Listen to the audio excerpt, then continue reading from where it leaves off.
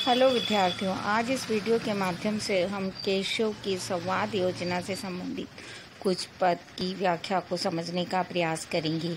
हम जिस प्रसंग को लेने वाले हैं वह है हनुमान रावण संवाद और रावण अंगद संवाद। हनुमान रावण संवाद उस समय हुए थे जब राम ने हनुमान को लंका सीता का पता लगाने के लिए भेजा था।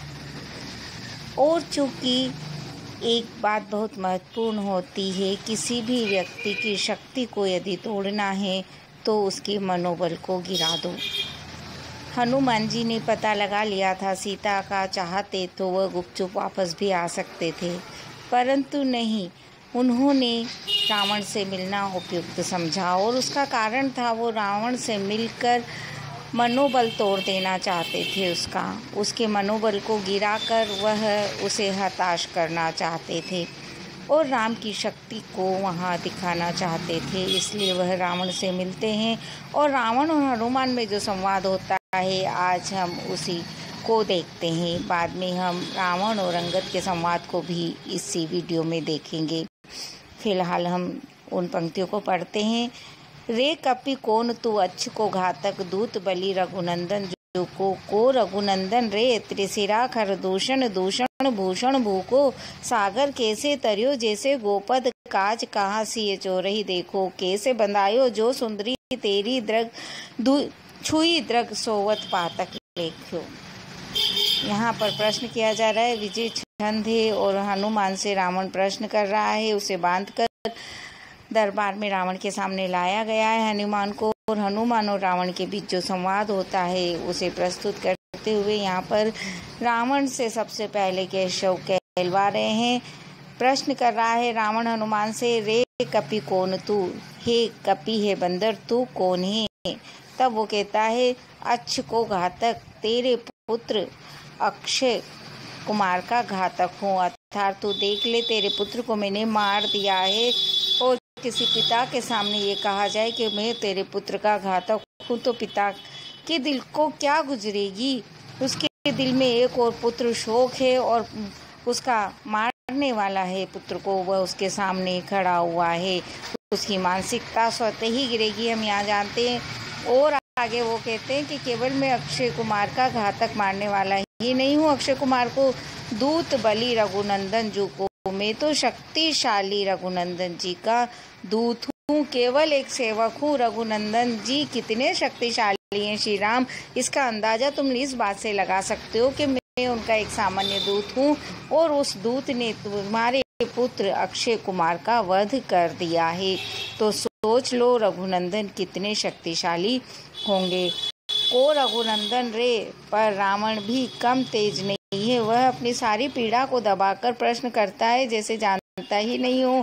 को रघुनंदन रे, रघुनंदन कौन है।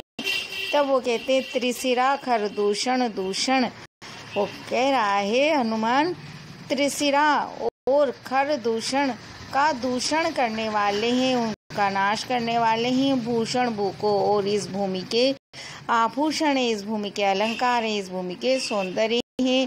तब बात को उलझाता नहीं है और आगे बढ़ाता जाता है रावण। वो कह रहा है, सागर कैसे तरियो, तेने सागर कैसे पार किया, जैसे गोपद। तो हनुमान का जवाब होता है, जैसे गाय के खुर को सहज ही पार किया जा सकता है वैसे ही मैंने सागर को भी सहज रूप में पार कर लिया, मुझे उसे पार करने में कोई परेशानी नहीं आई।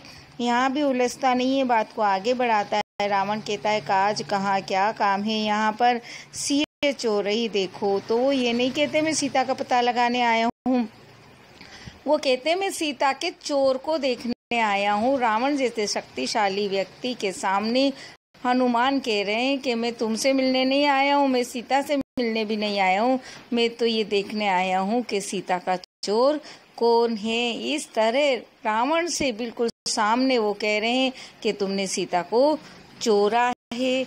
इस तरह की निडरता, साहस यहाँ हनुमान का प्रकट होता है। आगे फिर कहता है, रावण पूछता है, कैसे बंधायो, बंधा कैसे फिर तू। तब वो कहते हैं कि एक स्त्री का हरण करना कितनी बड़ी बात है, एक एक स्त्री के प्रति बुरी दृष्टि रखना, कुदृष्टि रखना कितना घातक पाप होता है, इसे एक बहुत छोटे से उदाहरण के माध्यम से यहाँ पर प्रकट किया है हनुमान के द्वारा केशव ने।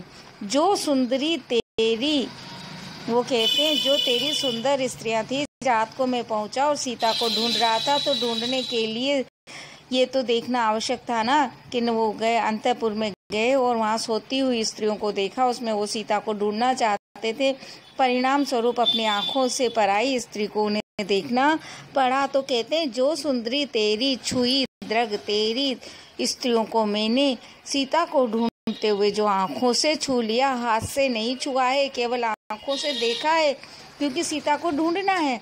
इसलिए तेरी उन सोती हुई सुंदरियों को मैंने क्योंकि अपनी आंखों से देख लिया है। छुई दृग सोवत पातक लेखो, उन तेरी सोती हुई स्त्रियों को केवल आंखों से देखने से ही मुझे जो पातक लेखो, पातक लगा है, पाप लगा है, उसका परिणाम है, उसका लेख है कि मुझे बंधना पड़ा। तो कहना चाहते हैं कि मैंने तो केवल देखा है, आँखों से छुआ नहीं है, उसमें मुझे इतना पाप लगा है कि मैं बंधन में पड़ा। तो तुम तो सीता का हरण करके लाए हो, उसे उठा कर लाए हो, तो सोच लो तुम्हारा पाप कितना बड़ा होगा, तुम्हें कितनी बड़ी सजा प्राप्त होगी। इस तरह से यहाँ पर हनुमान रावण के मनोबल को गिराना चाहते हैं। इसी तरह की बात एक और अंगद और रावण संवाद के मध्य आती है। ये संवाद उस समय के हैं। एक प्रथा थी, जब भी युद्ध प्रारंभ होता है, युद्ध के पहले एक बार संधि प्रस्ताव अवश्य भेजा जाता है ताकि युद्ध को टाला जा सके, क्योंकि युद्ध केवल विनाश को देने वाला होता है। अंगद को यहाँ पर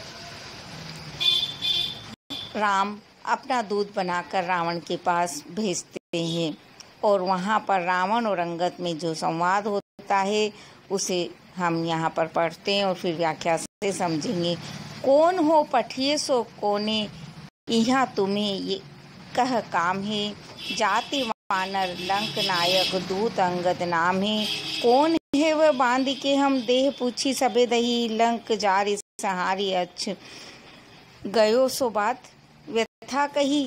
रावण पूछ रहा है, कौन हो तुम, कौन हो, पठिए सो किने, किसने तुम्हें भेजा है, यहाँ तुम्हें क्या काम है, यहाँ पर तुम्हें क्या काम है।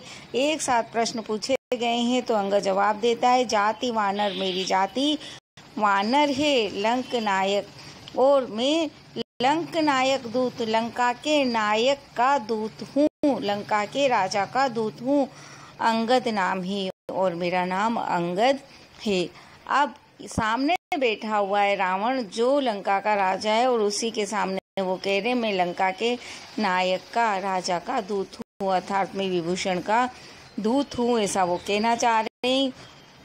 क्योंकि इसके पहले विभीषण को रावण निकाल चुका है अपने यहाँ से और शरण ले लेते हैं विभीषण जाकर राम से। राम उनका राज तिलक कर देते हैं कि रावण के बाद तुम ही राजा होंगे। इस तरह से उनका दूत बता रहे हैं अंगद कौन है वह बांधी के। तो फिर वो कहता है कि वह कौन था जिसको हमने बांधी के हम देह पूछी सबे दही, जिसका शरीर और पूछ हमने सब कुछ जला दिया था, वो कौन था फिर। तब वो कहता है अंगद लंक जारी के, उसने तो वहाँ जाकर कहा था कि मैं वो लंका को जलाकर आया है, संहारी अच्छोर तुम्हारे पुत्र अक्षय कुमार का उसने संहार कर दिया है, उसे मार दिया है। गयो सो बात, जाकर उसने ये जो दो बातें कही है, क्या ये झूठ कही थी जो तुम इस तरह से कह रहे हो कि तुमने उसकी देह और पूछ सब जला दी थी। आगे फिर बात होती है कौन के सुत बाली के, वह कौन बाली ने जानिए, कांक चापी तुम्हें जो सागर सात नहात बखानिए। हे कहाँ वह वीर अंगद देव लोग बताइयो, क्यों गयो रघुनाथ बान विमान बैठे से धारियो। आगे वो और कहते हैं, बात चलती है, फिर पूछते हैं कौन के सुत। उन्होंने कहा है ना कि मेरा अंगद नाम है, वानर जाती है, तो अब ये पूछा जा रहा है रावण के द्वारा कि तुम पुत्र किसके हो। तो जवाब दिया है बाली के। वह कौन बाली न जानिए, तो वो पूछता है कौन बाली, जबकि बाली को बहुत अच्छी तरह जानता है रावण, पर यहाँ पर अनजान बनकर जब उसके द्वारा पूछा जा रहा है कौन बाली, तो वो बोलता है अंगद न जानिए है, तुम नहीं जानते क्या उसे? कांख चापी जो तुम्हें अपनी बगल में चापी दबाकर तुम्हें जो सागर सात नहात बखानिए 7 सागर तक नहाने चला जाता था और तुम्हें बगल में दबाए रहता था।